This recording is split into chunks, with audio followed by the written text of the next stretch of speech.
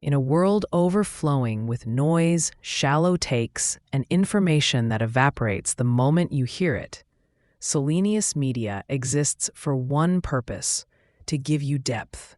Whether the subject is philosophy, psychology, history, science, artificial intelligence, literature, or the shape of the future, every series we publish is built on one idea: that thinking clearly is a form of survival.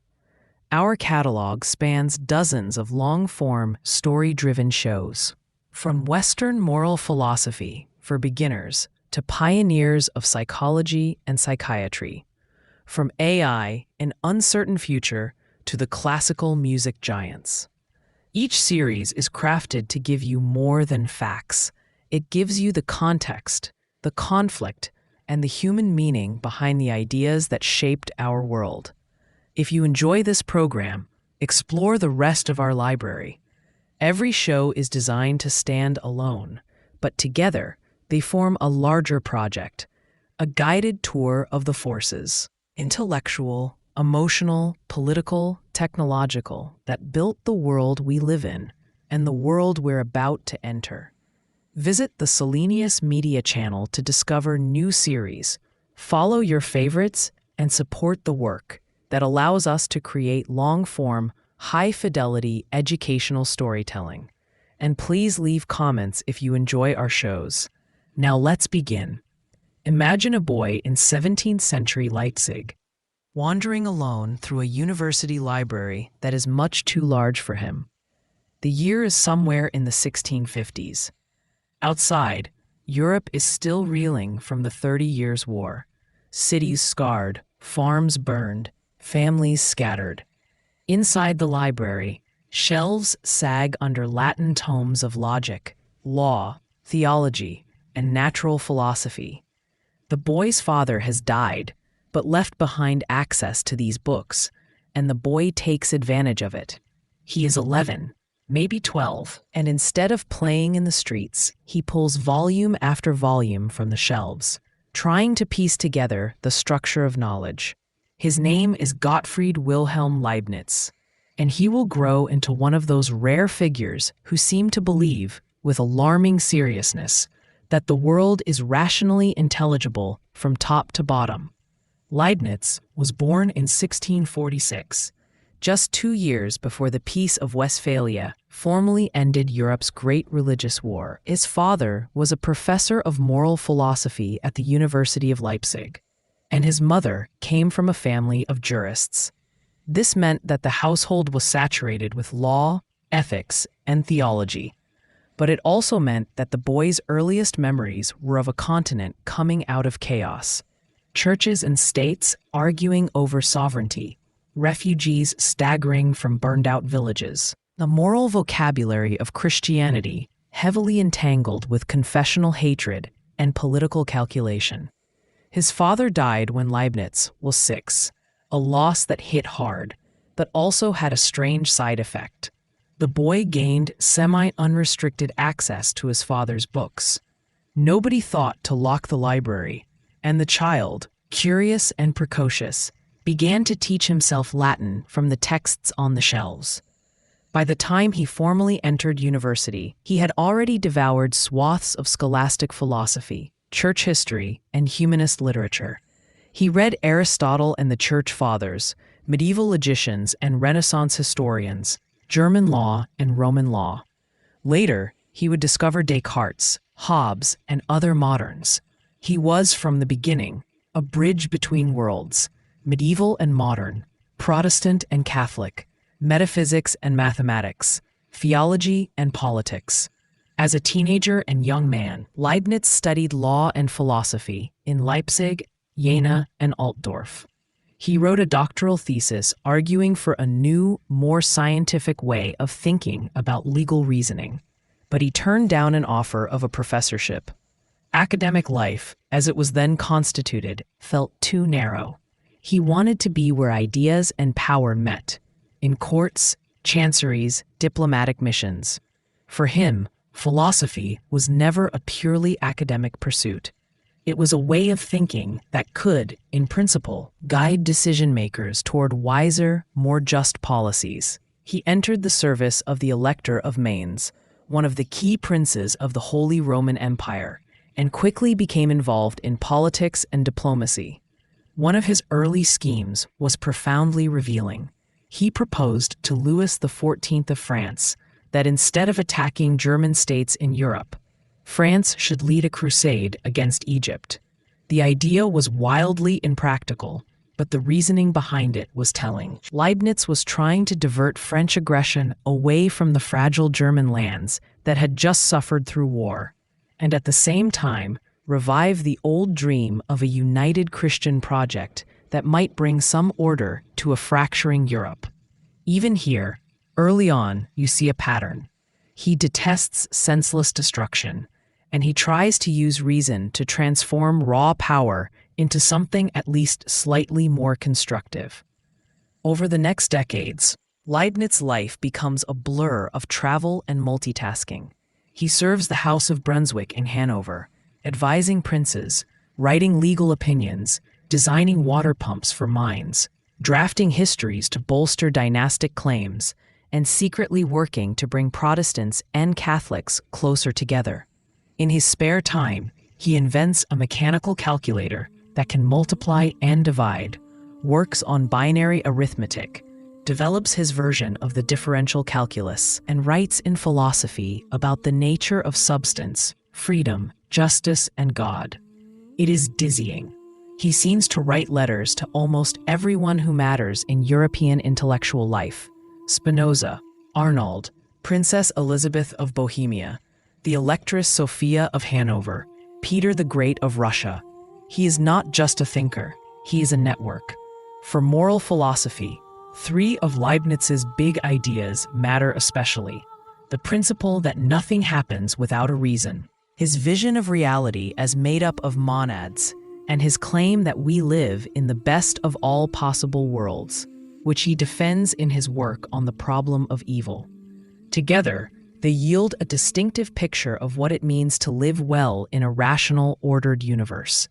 Begin with a deceptively simple thought: nothing happens without a sufficient reason.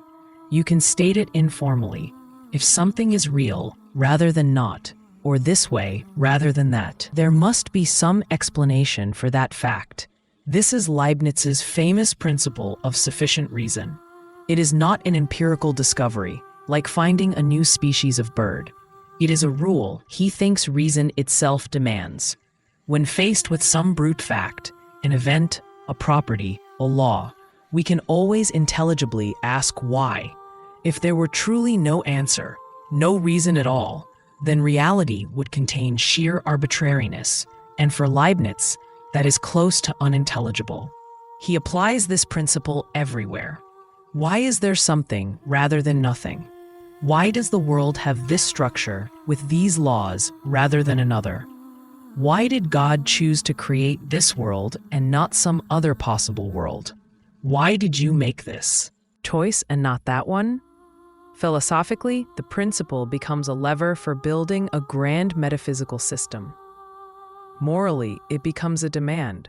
Do not settle for "that's just how it is" when seeking to understand actions, institutions, or laws.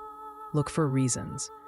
Ask what justifies this way of treating people, this distribution of resources, this pattern of punishment and reward. His metaphysics of monads grows out of the same drive for intelligibility. The world, he thinks, cannot be made up of material lumps alone, because matter, as the early moderns conceive it, is extended and divisible.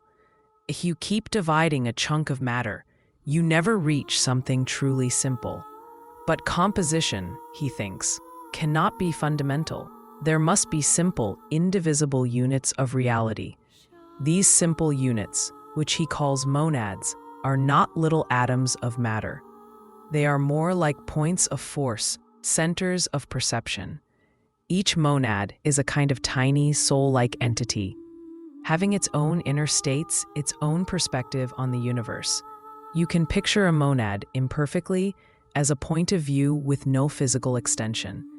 It does not push or pull on other monads. They do not interact mechanically. Instead, God has ordered them in such a way that their inner developments correspond to each other. This is Leibniz's celebrated doctrine of pre-established harmony. When you decide to raise your arm, your mind does not push your body. Rather, your mind's series of perceptions and volitions unfolds in parallel with your body's physical movements, because both have been synchronized from the outset. When billiard balls collide, there is no deep causal interaction. There is a harmony in their sequences of states. At the bottom, the world is a vast society of monads, each expressing the universe from its own angle. At first glance, this sounds like metaphysical science fiction. How could this strange picture matter for ethics? But for Leibniz, it is central. If every substance is, at root, a center of perception and appetite, then the world is not a dead machine. It is more like a community of living points of view. Human beings are monads of a high order, with rationality and self-awareness. Animals are monads with sensation but without abstract reasoning. Even what we call inanimate matter is grounded in lower monads with dim perceptions.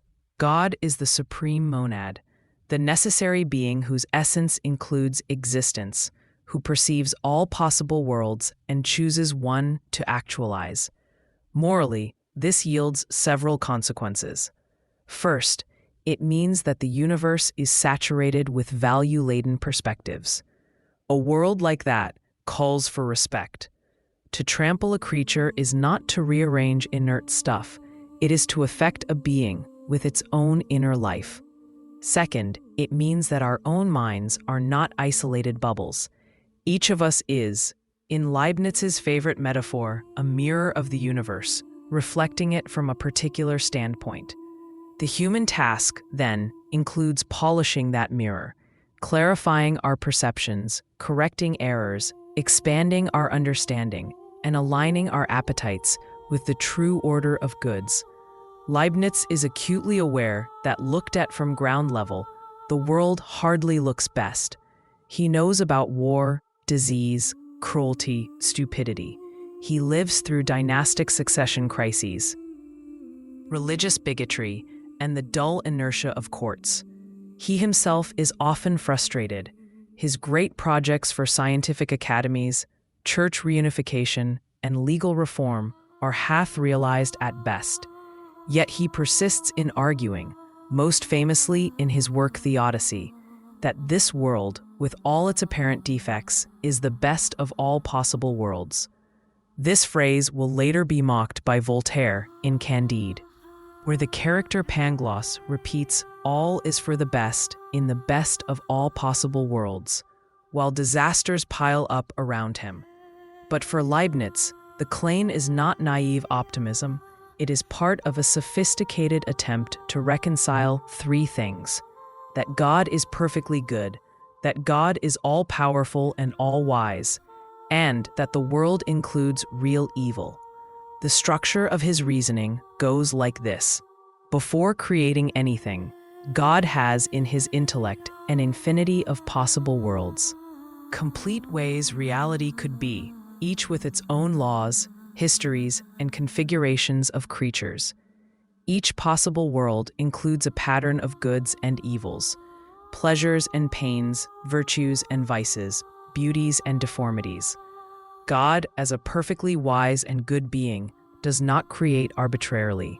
He surveys these possibilities and chooses to actualize that world in which the overall balance of perfection is greatest, not necessarily the one with the least evil, but the one in which the goods, considered with all their necessary connections and consequences, outweigh the evils in the richest way.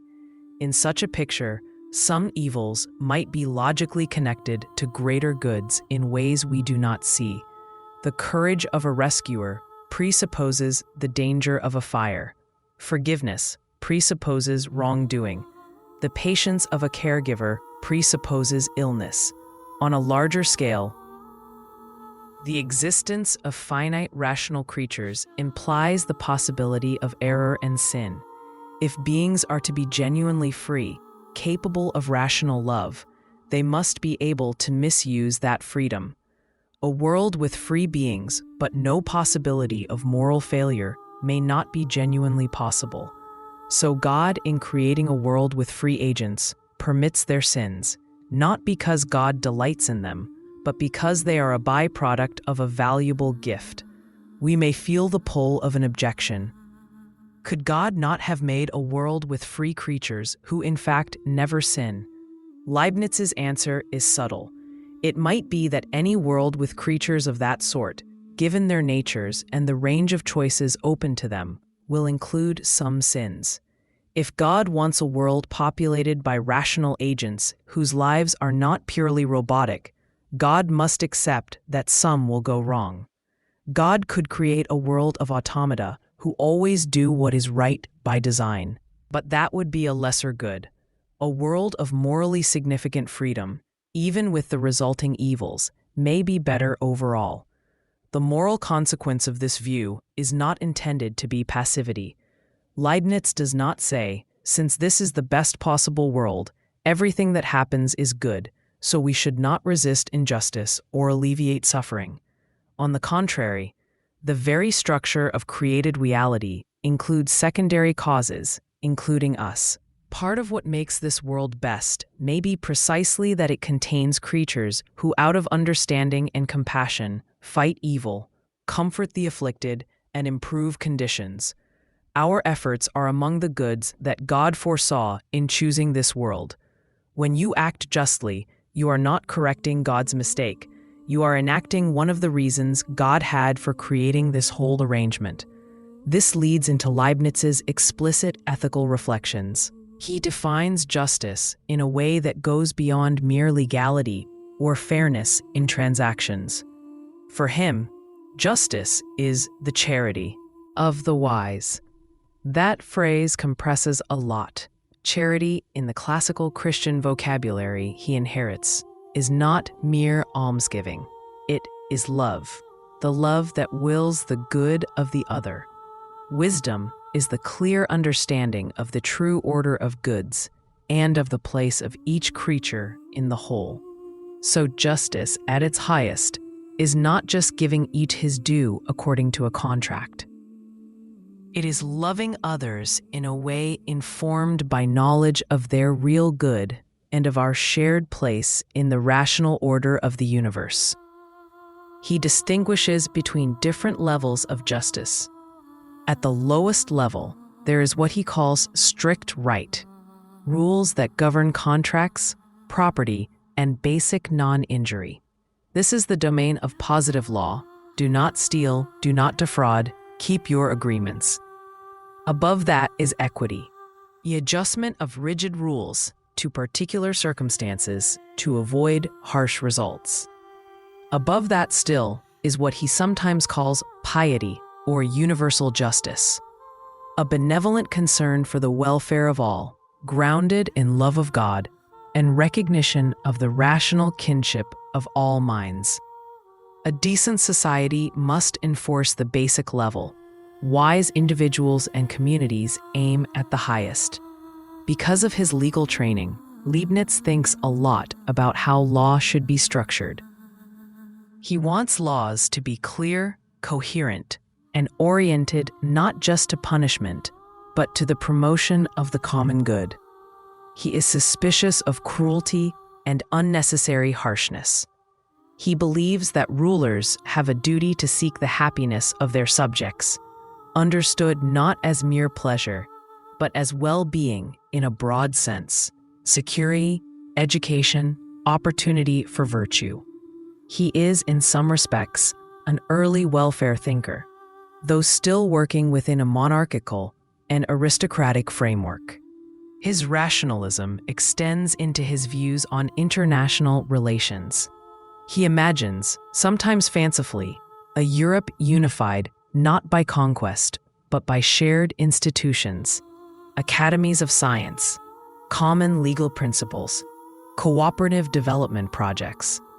He corresponds with princes about canal systems, industrial improvements, and educational reforms. He is not naive about power.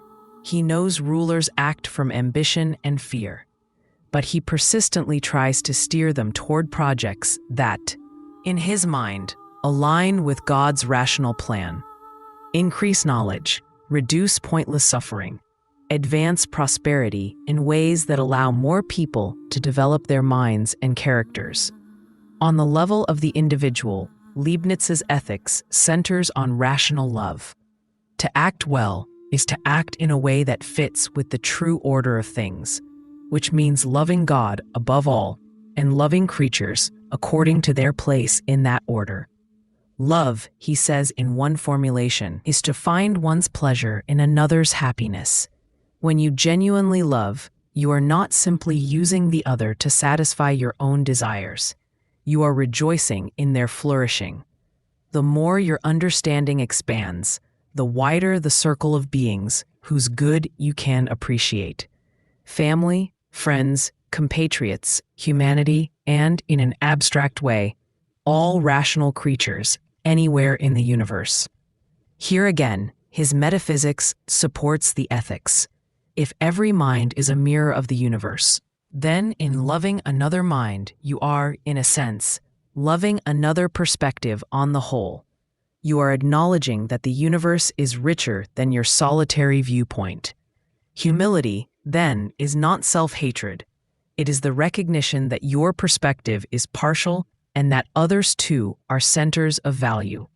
Pride, by contrast, is the illusion that your own point of view is absolute, that your own good can be separated from the good of others and the order of the whole. Leibniz's belief in the intelligibility and goodness of the world can look, especially from our more disillusioned age, like denial. After all, he did not face the industrialized wars and genocides of the 20th century. But he did know brutal conflict, famine, plague, and the pettiness of courts. He also knew disappointment. Late in life, many of his projects were stalled or ignored. The House of Hanover, whose interests he had served faithfully, ascended to the British throne in the person of George I, but Leibniz was not invited to London. He died in 1716 in Hanover, largely neglected by the very court he had enriched with his service and his historical work. At his funeral, it is said, nearly no one came. From one angle, this is a sad ending, the great rationalist dying without earthly recognition. From another angle, it is consistent with his moral outlook. Recognition, fame, and immediate success are secondary goods, contingent on accident and politics. What matters more, in his scheme, is the inner alignment of the soul with truth and charity.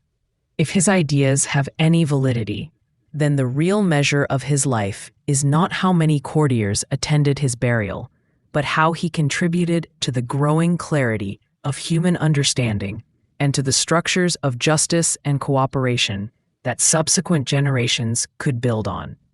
In Western moral philosophy, Leibniz's legacy is complex. His principle of sufficient reason becomes a cornerstone for later rationalists and idealists. It also provokes reactions.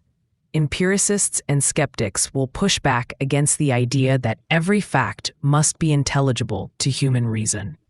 His theodicy sets the terms for much later discussion of evil and divine providence, even when later thinkers reject his optimistic conclusion. His idea of justice as the charity of the wise quietly informs strands of natural law theory and Christian ethics. Even his way of combining legal, political, and metaphysical thought prefigures later attempts to ground human rights and international law in a rational conception of human nature and the common good. For your listeners, Leibniz can serve as a kind of counterpoint to the darker visions in your series. He does not deny evil, but he refuses to let it dictate the final interpretation of reality. He insists that the universe is, in its deepest structure, ordered toward good. and that our rational capacities are not absurd flukes in a meaningless cosmos, but instruments designed to grasp and participate in that order. His optimism, properly understood, is not the shallow claim that everything that happens is great, but the deeper claim that there is a rational pattern in which our efforts toward justice, compassion, and understanding have a real place and significance. Imagine him near the end of his life, in a study cluttered with manuscripts, drafts of mathematical papers, half-finished histories, theological notes, diplomatic letters, sketches for machines. Outside, the Hanoverian court is busy with its own intrigues. Across the channel, Newton has already become a household name in scientific circles. Leibniz sits hunched over a page, still trying to perfect a sentence about God, or the soul, or law. He puts down his pen, looks up, and for a moment listens to the sounds of the city. Cartwheels, church bells, human voices.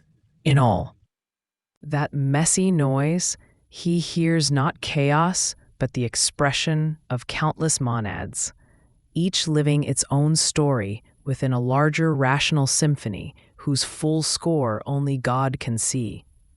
To live well, in Leibniz's world, is to act as if that symphony is real, to think carefully, love widely, seek reasons, resist cruelty, build structures of law and cooperation, and trust, not blindly, but with reflective hope, that our finite efforts are not wasted in the void, but taken up into a larger order we only glimpse.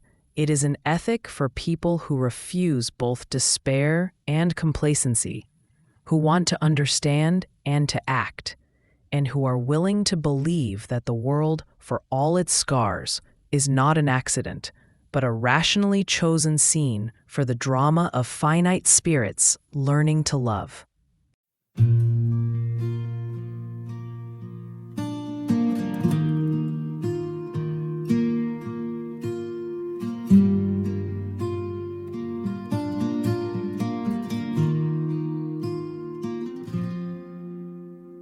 Midnight rails under silver moon, dusty boots on a winding road.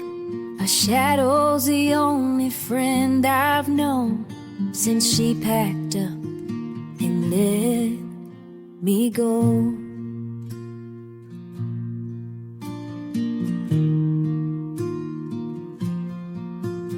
Empty whiskey bottle on the seat, her laugh still echoes in my bones.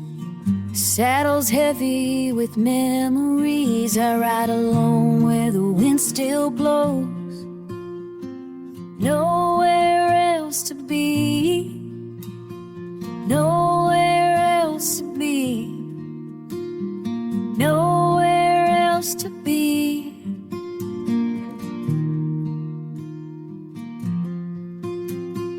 Nowhere else to be, nowhere else to be, nowhere else to be.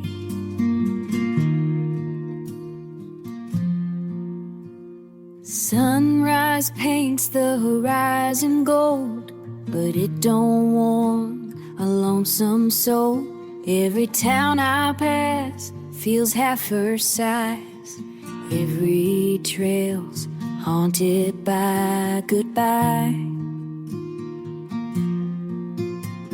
I whisper prayers to open skies, hoping someday my heart'll find a brand new path beyond the pain, where broken hearts can heal in time. Nowhere else to be, nowhere else to be, nowhere else to be.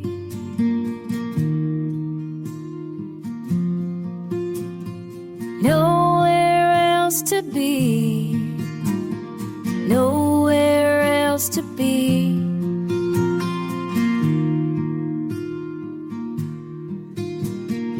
No